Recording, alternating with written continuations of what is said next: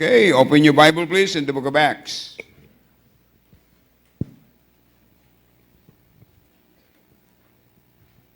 All chapters in the book of Acts are good. Amen.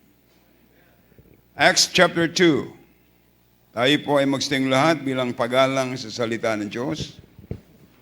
Aklat po ng mga gawa, kabanata 2. Acts chapter 2. Simulan po natin sa verse 42 and 47. This is a very well-known verses in the book of Acts. Ano po? Kung nakuha nyo na po, give me a loud amen. Babasahin po natin responsibly. I'm going to read verse 42. You read verse 43 until we reach verse 47. Ang sabi ng Bible sa verse 42, and they continued steadfastly in apostles' doctrine and fellowship, and in breaking of bread, and in prayers.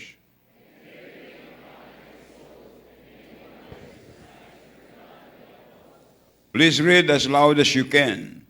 And all that believed were together, and had all things common.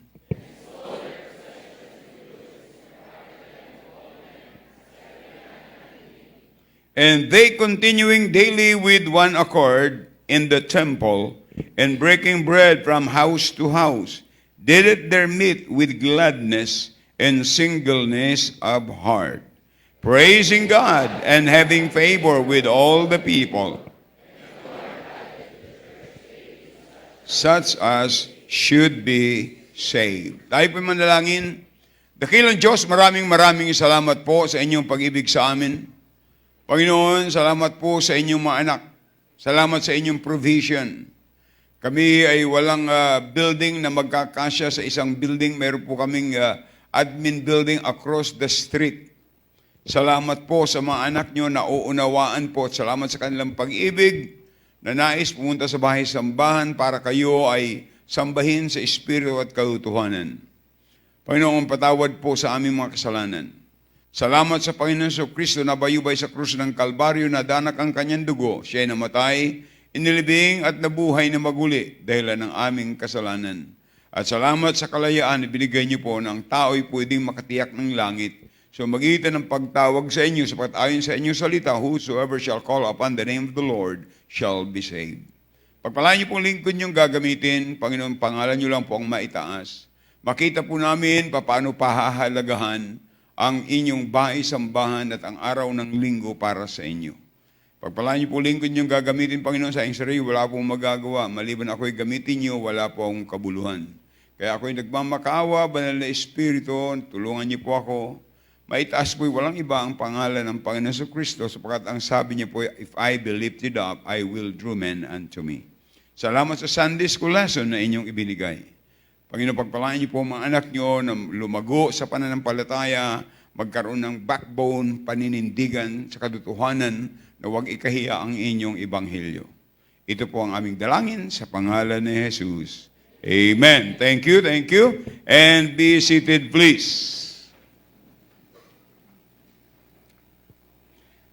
Ang sabi po dun sa verse 47, praising God and having favor with all the people, and the Lord added to the church daily such as should be saved.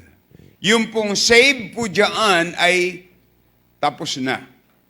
Sigurado niya na. Kaya save, mayroon nakalagay S-A-V-E-D. Hindi maliligtas, kundi ligtas na.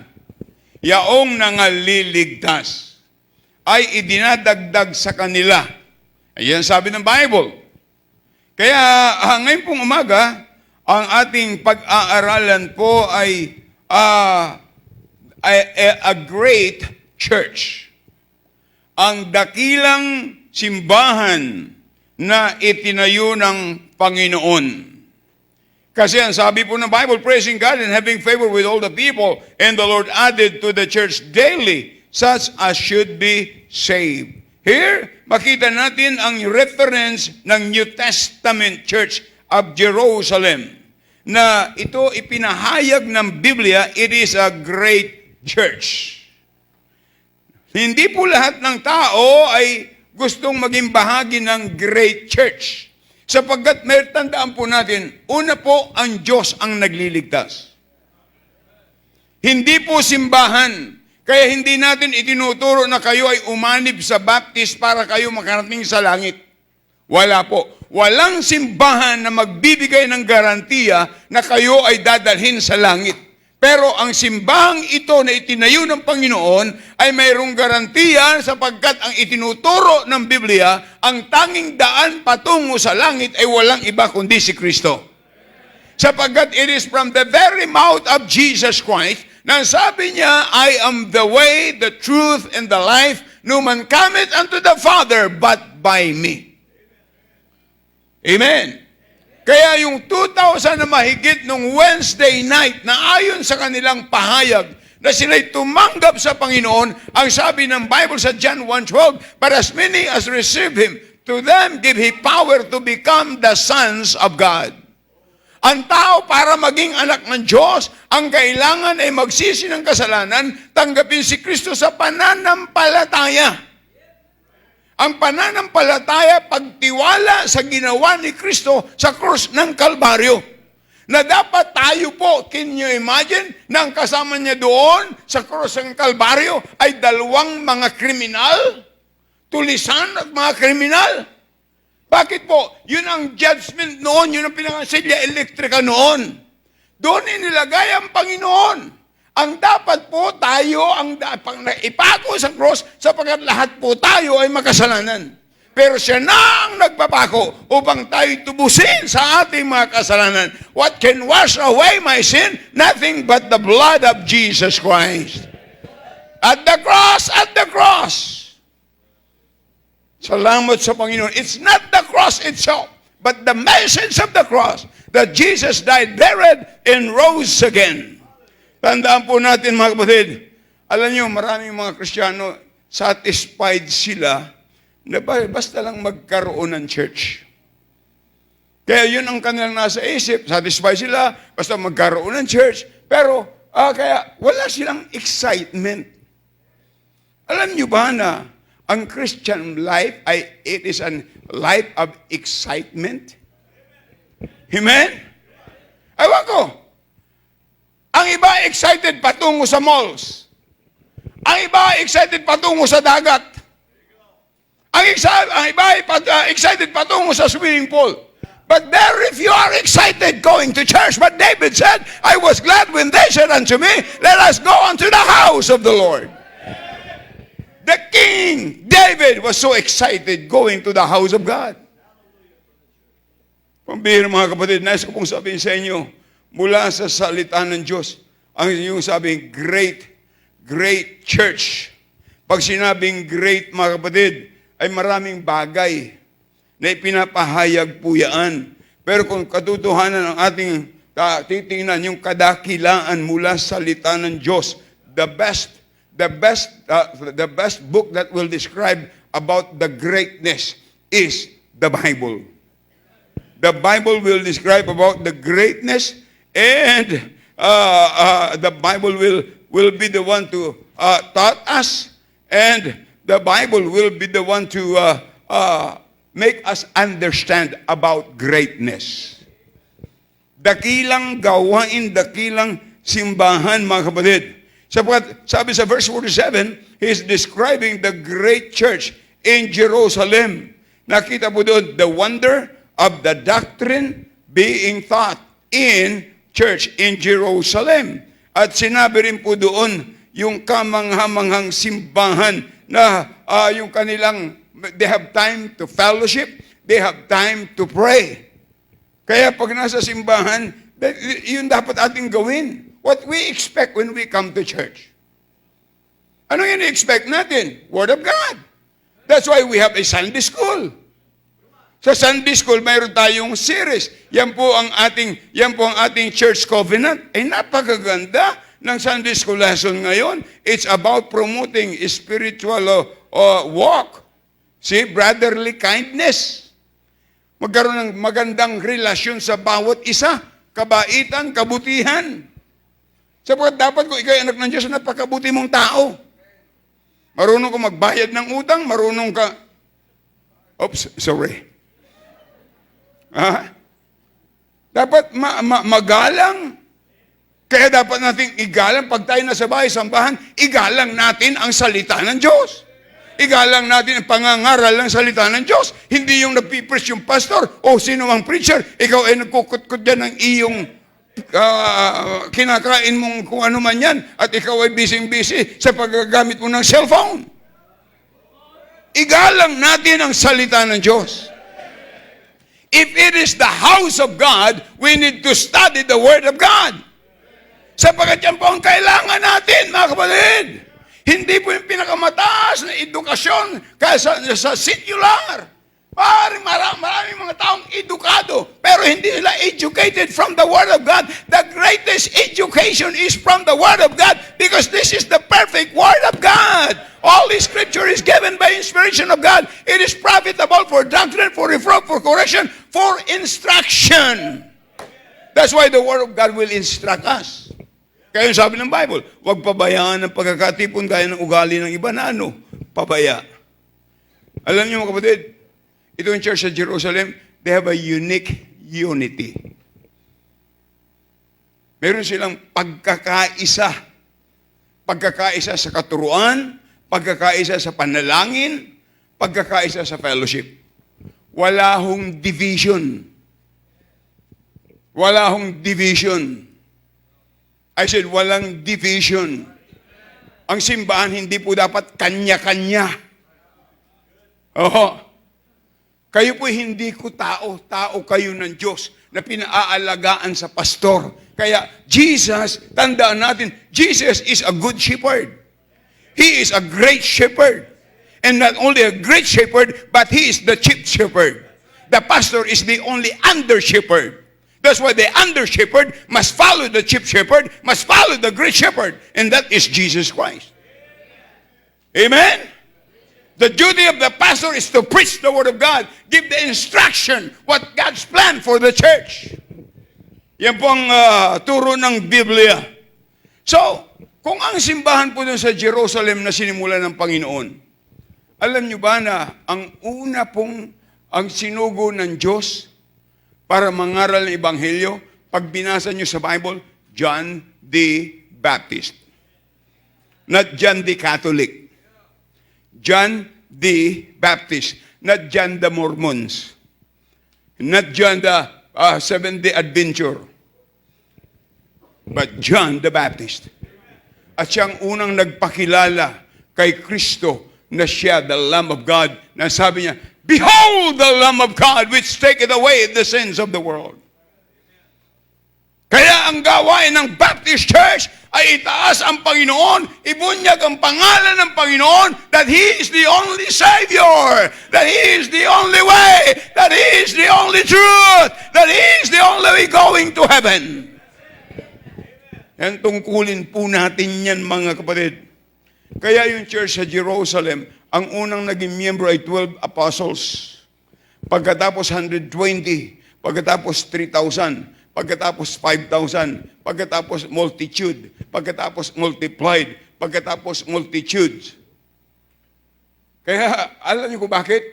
Sinunod nila yung plan. Mayroon po tayong plano. Kaya maraming mga sumisinsay, umaalis sa plano. Amen? Sabi ng Panginoon, I have a plan for you. Hindi natin alam. Saan natin malalaman? Sa Bible. When you disobey God's plan, there's something wrong. Amen? Kaya yung church sa Jerusalem ay ating pong great example. Kaya dapat natin makita, what made them great? Yun ang ating pattern.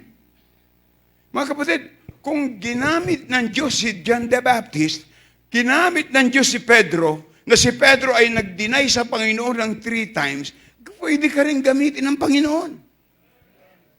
Are you listening? Pwede ka rin gamitin ng Panginoon.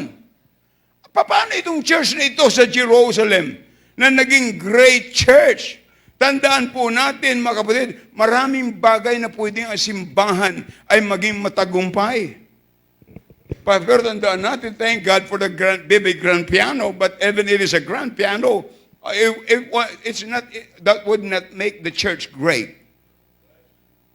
Thank God for the choir, but it's not the choir that made the church great. Thank God for the orchestra, but the orchestra will not make the church great. Are you listening? Oh, Pastor, how about my offering? Thank you. It will help for the success of the church, but it won't make the church great. Sabi kasi ng Bible, mga kapatid, tandaan po natin, hindi po sapagkat sabihin natin malaki ang offering natin, it will make the church great. Ang greatness ng church ay hindi po grand piano, hindi po consistent offering. At tandaan po natin, ang greatness ng church ay hindi po yung na-acquire natin property. Thank God na dito sa subdivision ito, 7 na lang ang hindi sa church. But it does not make the church great. At tandaan po natin, ang greatness nito, ako po'y naniniwala, hindi po, ang greatness ay not because we have a building, we have a vision to build a 5,000 seat auditorium, pero that's not made great. Tandaan po natin yan, mga kapatid. Sabi dito, the church in Jerusalem was a great church. Ating makikita po dito, mga kapatid, na tingnan natin kung ano sinasabi ng Bible, kung ano po yung great sabihin natin, pangyayari and attributes of the greatest church in history. So, nais ko pong makita po natin ang great church. As your pastor, of course, ang pattern natin yung sa Jerusalem. I want this church to be a great church, not because of me, not because of you, but what God accomplishment in you and my life as a church. Are you listening? So ano po, tandaan po natin mga kapatid, na I want to make sure that when Jesus comes back, pag ang Panginoon ay bumalik, sana wag tayo matagpuan ng Diyos na tulog. Tulog ka sa simbahan. Tulog ang gawain. Tulog ang soul winning. Tulog ang mission. Mas maganda po pag tayo madatngan na tayo alerto, awake, alert, alive, and active. Amen? So what made this church great? Number 1, it was a church of a great power. Sabi doon sa verse 33, look at verse 33. And with great power gave the apostles witness of the resurrection of the Lord Jesus, and great grace was upon them all.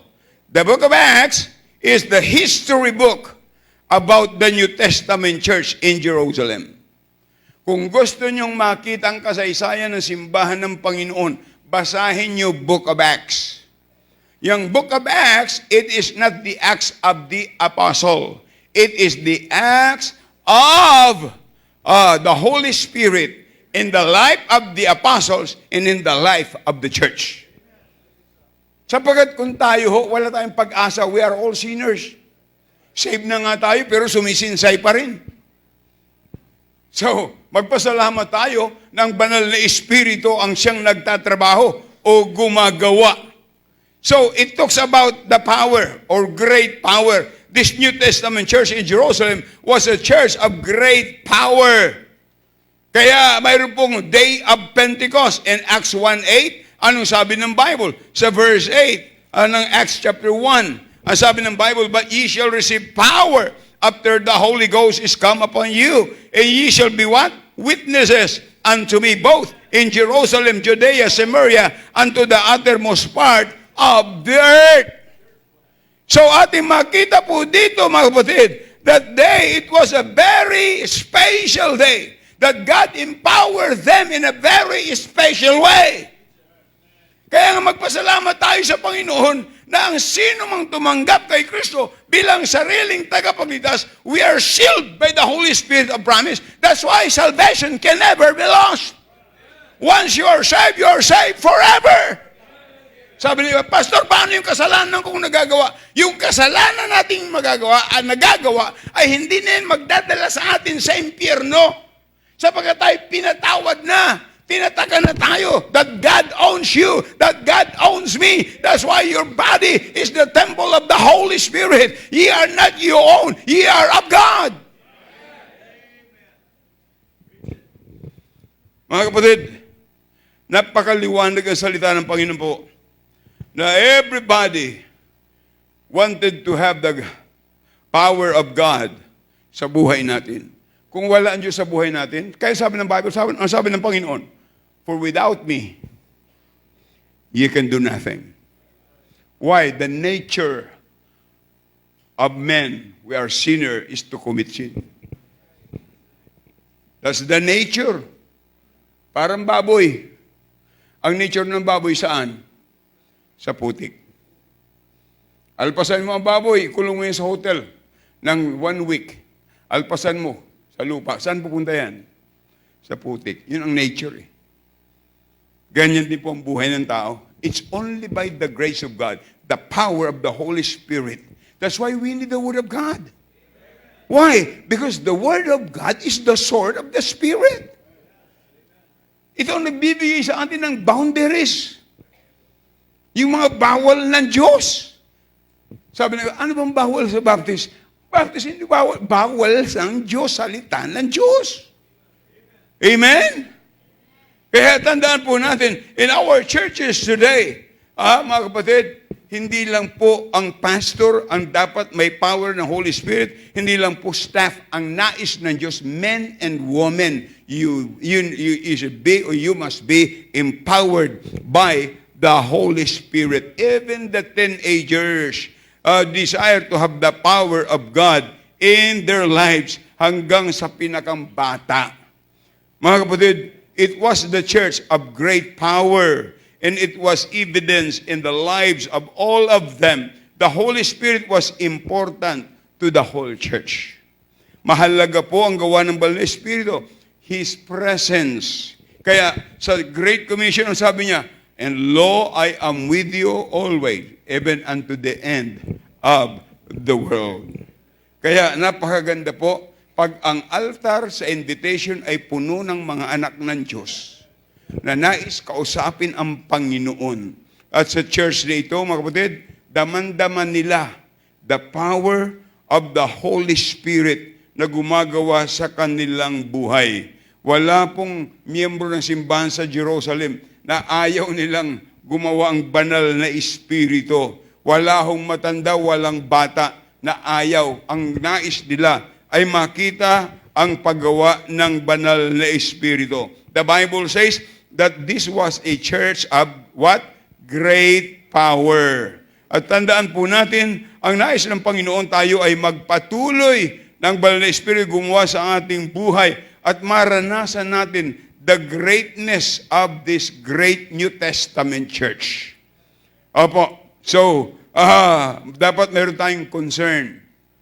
Ang tanong po ay ito, nadadama pa ba natin? Nakikita pa ba natin ang banal na espiritu ay gumagawa sa buhay natin? Meron pa ba tayong conviction, mga kapatid? Nananabik pa rin ba tayo, mga kapatid? Nananabik pa rin ba tayo that God will speak to us? I hope everybody that comes to church ay mayroon tayong sa puso natin, Lord, please speak to me when I listen to the preaching. How can God speak to you if you are sleeping? Mahirap na kausap yung tulog. Umuuman yun, hindi niya alam. Alala ko nung bago pa ako masave, meron kami mga kaibigan, nagsasalita habang tulog. Pag kinausap ko na, sagot. Magaling pa yun eh. Kahit tulog na sagot. Ang mga Kristiyano, kahit gising, ayaw sumagot sa Panginoon eh. Kaya, tandaan po natin na magkaroon tayo ng desire. Meron pa ba tayong desire na, do we still have desire to learn and to grow? Desire? Meron pa tayong pagnanais na matuto pa. Mahirap kasi yung umakto na alam mo lahat. Hindi, pagka alam mo na lahat, ikaw ang fourth person of God. And just tatlong persona lang eh. The Father, the Son, and the Holy Spirit. And as God, they are omniscient. Alam nila lahat. Kaya pag alam mo na lahat, apat na persona na ang Diyos. Pero hindi pwede kasi makasalanan ka eh. See? Kaya dapat alamin natin mga kapatid, maging concern tayo. Tayo ba'y nababagabag pa rin ng salita ng Diyos? That's the work of the Holy Spirit. Nababagabag ka ba pag wala ka sa linggo ng hapon? Oo, naging habitual mo na. Tandaan natin, anything we do in our life, that is our investment. Either bad or good, that's investment. Kaya ang sabi ng Bible, what you sow, you will reap. Huwag mong sabihin sa akin, tagal-tagal mo nang umaattend, mas magaling ka pa kaysa mga umaattend. You're a Pharisee. See? Sabi ng Bible, huwag pabayaan ang pagkakatipon. That is God's word, period. Amen? This church is a great because of its great power. And their power is the Holy Spirit. Listen, sana mayroon tayong desire every day, not only on Sunday. Every day, we want to please God. God's plan for your life is to please the Lord. Meron ba tayong pananabik ng salita ng Diyos? Meron ba tayong pananabik? Alam niyo doon sa Bicol, yung mga ibang mga member doon sabi, Pastor, we miss you here. Sabi ko, praise the Lord. Alam niyo mga kapatid, maliit lang yung simbahan. Ilan lang po yun na talagang kung titingnan niyo po talagang si Pastor Hernandez ang nagsimula nun. Ang Mother Church ay yung inikbulan na 82 years old na ngayon. Sila ay 72. Maliit lang yun. Pero maraming mga pastors na nanggaling dun. See? They're producers of preachers. That's a great church. Because they have the power of God. I said it was the church of great power. Number 2. In verse 33, the last part, and with great power gave the apostles witness of the resurrection of the Lord Jesus, and great grace was upon them all. In this church, they all recognized the great grace, ang dakilang biyaya ng Diyos na kanilang naranasan ay yung tinanggap nila si Kristo na sariling tagapagligtas, na yun ay ang kanilang katiyakan ng langit. Kaya alam niyo mga kapatid, magaling kayong mabuti. Kung tiyak mo na ang langit, that is a great grace. Dakilang biyaya ng Diyos. Are you listening? Ano bang ibig sabihin ng grace? Grace is unmerited favor. Ang ibig sabihin ng Panginoon, tayo ay iniligtas niya sa kanyang biyaya. Ginarantiyahan niya tayo na tayo pinatawad na, bagaman hindi tayo deserve. We are not deserve of heaven. We are not deserve of God's forgiveness. We are not deserve of salvation. Kaya sabi ng Bible, for by grace you are saved through faith, and that not of yourself, it is the gift of God, not of works, lest any man should boast. We are not deserve of salvation. But praise the Lord, by His grace, what we deserve, we are deserved of hell. We are deserved of eternal punishment in hell. We are deserved of worm that dieth not. We are deserved of fire in hell that never quench. But praise the Lord, by His grace, He gave His only begotten Son, died on the cross of Calvary, shed His blood because of your sin and my sin. We need to realize that.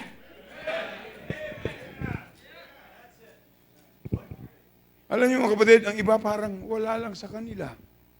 Kumusta ang Christian life mo? Okay lang. Wala man lang excitement. Kumusta yung pumunta ka sa mall? Ay, ang daming ngayong sale. Grabe. Mas excited sa malls kaysa sa church. That is what's happening all over the world in Christianity. That's why you need to thank God that there is a church that preaches nothing but the Word of God, and we please nothing but God.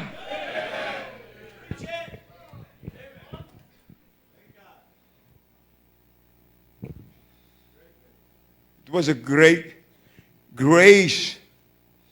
That's your salvation. Alam niyo yung mga tao dun sa Jerusalem, they recognize the greatness of the grace of God na ibinigay sa atin. Listen to this. When you wake up this morning, did you say, God, thank you for waking me up? Merong mga hindi nagising. Biyaya ng Diyos, mga kapatid. But the greatest grace is to be sure of heaven. When we die, because when we talk about salvation, we talk eternity. Where are you going to spend your eternity? There's no such purgatory. The doctrine of purgatory is a doctrine from hell.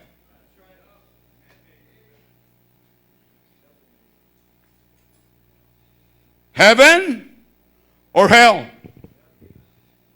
Tandaan po natin, we need to realize that we are deserved of hell.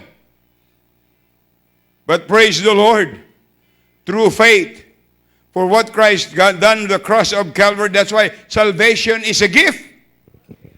Salvation is a gift. Assurance of heaven is a gift. Yan ay kaloob. Pag sinabing kaloob o bigay, wala kang gagawin kundi tumanggap. Hindi kinakailangan ka magpenitensya, magpasa ng cross. Kahit na 3 cross ang pasanin mo, hindi ka makakarating sa langit. Tandaan po natin, ang Biblia, ito ang nagtuturo ng road map going to heaven. Sige nga, ano mo nga, Google map mo, daan patungo sa langit. Kung may tuturo ni Google, sabi na ba'y Google? Ha? Saka ano ba yung isa? Waste? Waste. You are just wasting your time. But you look at the Bible. It's from the very mouth of Jesus. I am the way, the truth, and the life. No man cometh unto the Father but by me. Religion will take you to hell. Jesus will take you to heaven. Tandaan po natin, mga kapatid, we don't earn anything for us to go to heaven. It's not by works, lest any man should boast. Kung ang pagpunta sa langit ay sa gawa natin, payabangan yun. No? Ba't nandito yan? Oh, kita mo yun, isang kriminal, dalawang parehas kaligtasan ang gusto ng dalawa. Yung nasa kaliwa, kaligtasan para mawala sa pagkapako. Pero yung nasa kanan, ano sabi niya? Remember me when thou art in paradise. Kaligtasan, paano makarating sa langit? Kaya sabi ng Bible, today! Today! Why today? Because you don't know of tomorrow. Your life is like just like a vapor that appeareth for a little time, then vanisheth away.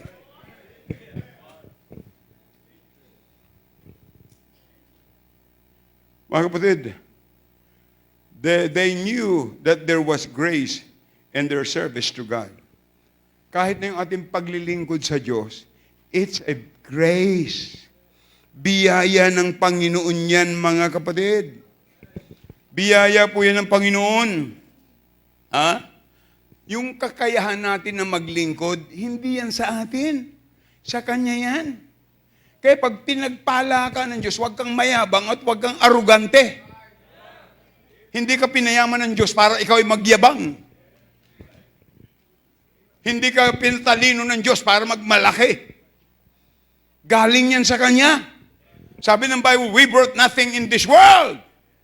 So whatever in your hand right now, under your name, it is a blessing from above. Amen. Tandaan po natin, mga kapatid, we are not deserved to serve. Wala pong utang ang Diyos sa buhay mo at sa buhay ko. God owes nothing on us. Wala siyang utang sa atin. Kaya nga, it is unmerited favor. Unmerited favor of God that allow you and I to serve God. Kaya choir member, wag mo sabihin, it is my right to sing in the choir. Hey! No! It's not your right. It's your honor. It's your honor, orchestra member, to play any kind of music that you can play or instrument. It is our honor to serve the Lord, but it is not our right. That's why, unmerited favor. Hindi sapagkat matalino ka, pwede ka na mag-preach. Kaya meron tayong Bible College, proper training for preachers. Kaya dapat ilalagay mo the roadmap of the preacher of God. Hindi patungo sa business, hindi patungo sa politics. Keep on going, serving the Lord, preach the gospel. People will be saved. Amen? Anandaan po natin mga kapatid. Akala nyo kaya ko itong gawin? Hindi ko ito kayang gawin. It's my honor that God gave me a time to take the gospel, to take the Bible here and to preach to you. It's my privilege. That's why unmerited favor. Tandaan po natin, every choir member, every orchestra member, have the attitude to think that you have the right to be in the choir, in the orchestra. No. It is your honor and privilege. Amen? You have the right to die and go to hell. But praise the Lord, God loves us. Amen? Kaya not because of you, not because you give your money to the church. Tandaan natin mga kapatid. Listen to this. You cannot buy favor from God. No. It is our privilege and honor. Nobody deserves to be in the choir. Nobody deserves to teach in Sunday school. It is called great grace. Yan ay dakilang biyaya ng Panginoon. The New Testament in Jerusalem has great power and great grace. They have realized that the grace of God has been applied to their salvation. Nobody of us has the right to demand anything from God. See? Huwag mo sabihin, Panginoon, faithful ako, bakit siya pinagpala mo? Ako hindi. Nainggit ka pa. Alam ng Diyos ang kanyang ginagawa. Minsan merong testing time. Susubukin ka. Kaya, yung ating blessing ay ebidensya ng ating paglilingkod sa Diyos. It is by His grace na we get to do anything for Him. Tandaan po natin mga kapatid. So, number 3, the last. Wow. The last. I said number 1 is what? It is they have a great. Number 2. And then number 3, it was a church that experienced marvelous success that caused people to greatly wonder. It was a church that experienced marvelous success that caused people to greatly wonder. Verse 11, Acts 3. Verse 11. And as the lame man which was healed held Peter and John, all the people ran together unto them, and the porch that is Solomon's, greatly wondering. The miracle took place to the lame man. And as the result of that miracle, mga kapatid, the people was greatly amazed and wonder at the church. Yung mga tao nagpuntahan kay Peter and John at sila'y takan-taka. Alam niyo yung kailangan natin, you know what we need in our church? God's miracle work sa church natin. Sa inyo, hindi nyo alam paano nagsimula ito. It was started in an apartment, go to the, what do you call that? The haunted house, and then formerly a nightclub, the third one, and then to the old building. How the Lord, it is miracle. It was started with 385 pesos a month. That is God's miracle. Look at God's investment sa kanyang gawain. Mga kapatid, magpasalamat tayo sa Panginoon. Yung blessing ng Panginoon sa New Testament Church sa Jerusalem, nobody can explain it.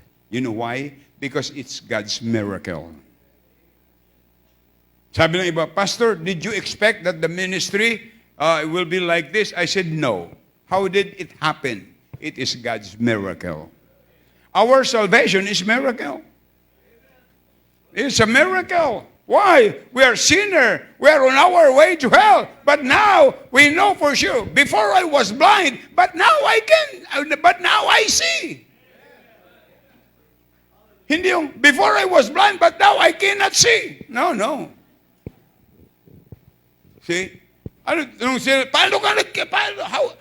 ka nagkaroon ng nakakita? Sabi ng bulag, isang bagay lang ang alam ko. One thing I know, before I was blind, but now I see. That's a miracle. Kaya yung lalaking pilay, pinagaling ng Panginoon. Kaya ang mga tao na-attract. Kaya marami ngayon ginagamit, nagpapagaling daw sila, nagbubuhay ng patay, kung ano mga ginagawang magic. Okay, pagdala kayo ng payong, at pag umulan, balik na rin yung payong. See? That's magic. That's not miracle. Ang miracle is our salvation. How do you know that you are saved? My Bible tells me so. Hindi sabi ng reliyon, hindi sabi ng simbahan, hindi sabi ng tatay ko, kundi sabi ng Bible. Amen. So, paano natin may papaliwanag ang miracle, mga kapatid? Hindi natin kaya. The only thing I can say, that is God's miracle. That is God's miracle. Tandaan po natin, walang makagagawa ng ganitong tagumpay kundi Diyos lamang. Diyos lamang, mga kapatid. Ang kamay ng Diyos sa simbahang ito ay mayroong dahilan at mayroong layunin. Kaya nga pag ang church ay ang sinusunod ay yung tagubilin ng Panginoon, ibibless siya ng Panginoon. Ibibless siya ng Panginoon, mga kapatid. Yan ang kanyang disenyo. Ibibless siya ng Panginoon. See, hindi po ibig sabihin pag nag-attend ka ng seminar, conference, tandaan po natin, lalago na ang gawain. No. It's by miraculous work of God. Amen. The wonder of God, miracle of God, the New Testament Church, ay basta't gawin natin yung tama, at nobody can explain. By the grace of God, humanly, kami po'y ginamit ng Panginoon nang pumunta dito January 5, 1978, first Sunday ay January 22nd. Hindi ko kayang i-explain sa inyo. The only thing I can say, it is God's miracle hand. And all I can say, to God be the glory. See? Kaya mga kapatid, ang makita po natin dito ay it was done by powerful way of God's hand. Opo. So the Bible, sa labas at sa loob ng simbahan, ay sila'y nagtataka. Sila'y nagtataka. Alam niyo ba yung mga may-ari ng lupang ito? Ayaw nila itong ibenta sa atin. Ay, simbahan yan. We just pray. Yung may-ari ng bahay na yan dyan, galit. Kaya nga tinaasan ang gate niyan dati. Ayaw lang ibenta. Galit sila. Kaya pinagbabato dito eh. They stoned us. They hired people to stone.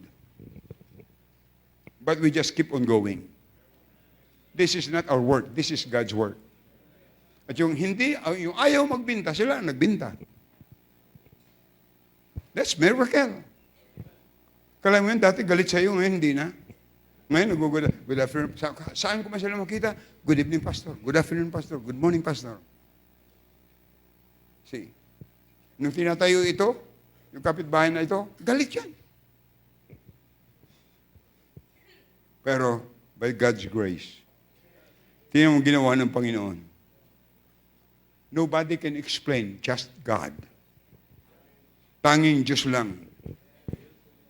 Mga kapatid, huwag nating iwanan ang Diyos sa ating mga desisyon. Kasi pagka medyo okay na tayo Lord, diyan ka muna ha, dito na ako. Hindi ganon. Kaya kung pinagpala ka, because of God. Because of God. Huwag kang mayabang. Ha? Mabuti lang kung yan ay talagang eternidad sa iyo na yan. Isang araw, iiwanan mo yan. O tingnan mo yung alibughang anak. Alam niyo yung prodigal son? Sobrang yabang. Puwiner sa yung tatay niya. Daddy, bigay mo sa akin ang aking mamanahin. Sa Pilipino, sa tradisyon ng Pilipino, mali yun. Pagpatay na sa ibibigay sa iyo, may naka-assign na yan. Pero siya hiningi. O, kinuha niya. Humiwalay siya sa tatay niya. At namuhay siya na sabi ng Bible, riotous living. What do you mean by riotous living? Living without direction. Living a life without direction. Don't leave God. You cannot live a life pleasing to God without Him. Huwag mo siyang alisin. Kahit na lalo pag pinagpapala ka, may business ako. Huwag mong alisin ang Diyos doon. Ang Diyos ang nagbigay sa iyo niyan. Ang Diyos ang nagbigay sa iyo at ang Diyos magpapala sa iyo, hindi yung utak mo. Kundi ang Diyos. Mga kapatid, ang pagkakamali ng maraming Kristiyano, pag pinagpala na, they forgot God. Tingnan mo yung alibughang anak. Yung material na bagay sa buhay natin may katapusan. O tingnan mo, nung naubos na, anong sabi niya? Halos makisalo siya sa baboy, di ba? Kalahin mo yun, kawawa ang buhay ng isang tao na iniiwanan ang tatay. Ang tatay natin, spiritual ang Diyos. Huwag natin siyang iwanan sa plano. Kung plano mo mag-abroad, kausapin mo siya. Para hindi ka ma-scam. See? Kausapin mo siya. Huwag mo siyang iwanan sa plano. Huwag mo siyang iwanan sa buhay mo. Huwag mo siyang iwanan sa decision mo. Ay, magde-decide ka. Ayaw ko na magsimpa-simbahan na ito. So what? Sinong iniwanan mo? Sinong naglagay sa iyo dito? Ang sabi ng Bible, Diyos ang naglagay. Diyos ang nagdagdag. Hindi ka dinagdag dito para iwanan mo. Hindi ka dinagdag dito para sirain mo ang gawain. Hindi ka dinagdag dito para siraan mo ang tao. Kundi dinagdag ka dito para ikaw maging blessing. Amen! Huwag natin iwanan ng Diyos, mga kapatid. 47 years. I've been 53 years preaching the gospel, preaching the Word of God. Using the only Bible that I know, the King James Bible, the inspired Word of God.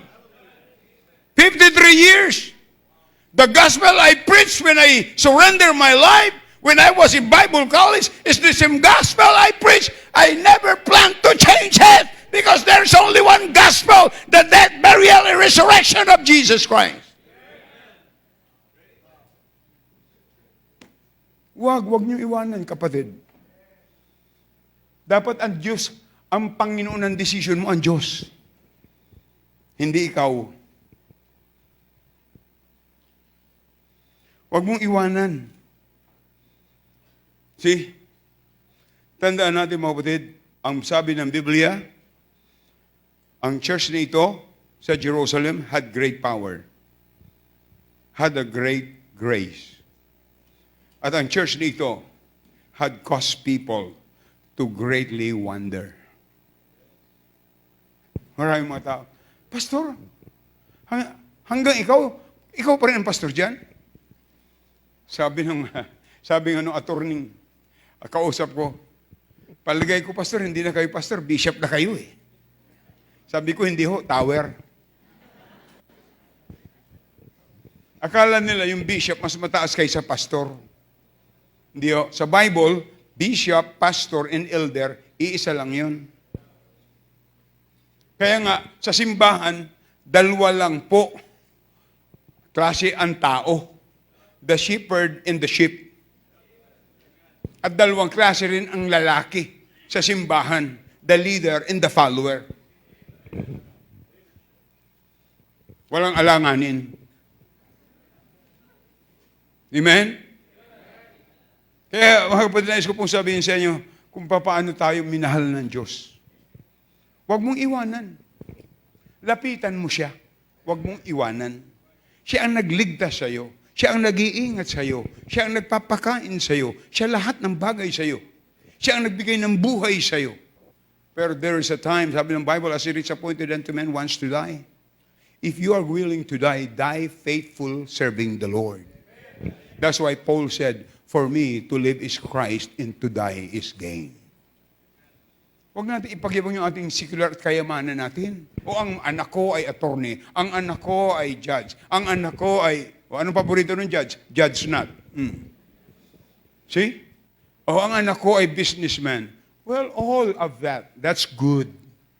But how about God? How about God? How about God? Kaya makita natin, panahon ni Adan, 930 years old bago siya namatay.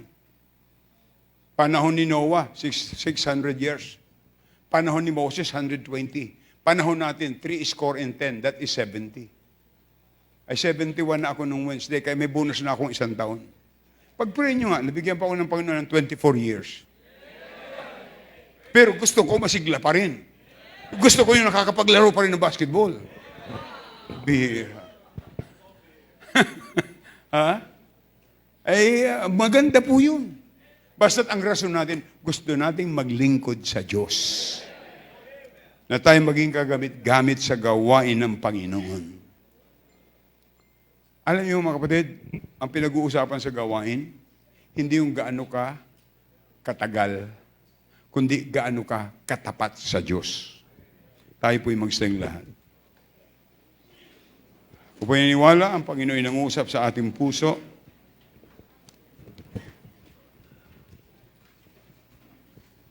Una po sa ating mga bisita ay mayroon pong magagabay po sa inyo para ipaliwanag sa inyo ang simpleng paraan ng kaligtasan. Kung tinanggap nyo na po sa Sunday School ang Panginoon bilang sarili mong tagapagligtas at nagpasya ka na susunod sa tubig ng bautismo, somebody will help you.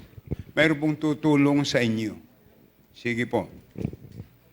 Sige po.